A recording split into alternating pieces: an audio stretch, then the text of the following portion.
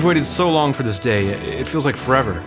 I've been playing an almost final build of Level 5's role-playing eye-popper, Ni no Kuni, these past couple of weeks. As you can see, it's done. It's ready for release next month. Now, first off, this is better than the demo, so those that have played the demo shouldn't judge it solely on that.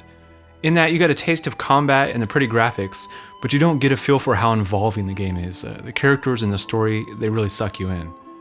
Well, after a bit, you have to march through a pretty lengthy introduction and tutorial stage. And the game never talks down to you, but it does go out of its way to make sure you understand every one of its systems and features. It's a little bit of a chore, to be honest.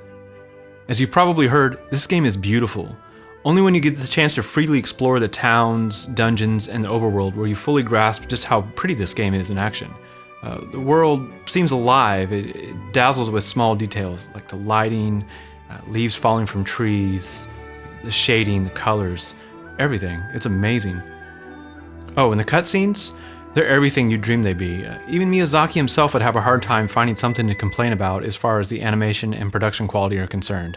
The game's engine pulls off anime perfectly. Colors, shading, lighting. Almost all the time it's like watching a top-notch anime. The characters really make it.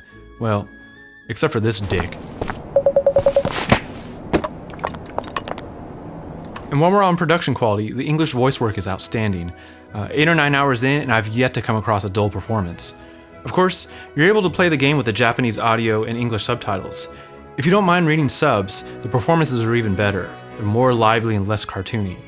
I prefer it this way because you get a real feel for Oliver's age, and Mr. Drippy doesn't sound like a total loser. 僕に魔法を教えてほしいんです。大きな魔法の力を手に入れて、ジャボを倒したい。大丈夫や。この世界では俺の声はお前以外には聞こえへん。そう。Once you get past the introductory stage, gameplay really picks up. Half the game is exploration, which has you doing everything from simple fetch quests to pumping emotions back into broken people. It's weird, but it's neat. The other half is battling. Even though it's still early, and I know the battle system will develop even further later, I already dig it quite a bit. Acquiring, training, and using the little monsters called familiars in battle, well, it's not exactly groundbreaking, but it's proved to be pretty entertaining so far because there's a bit of strategy involved.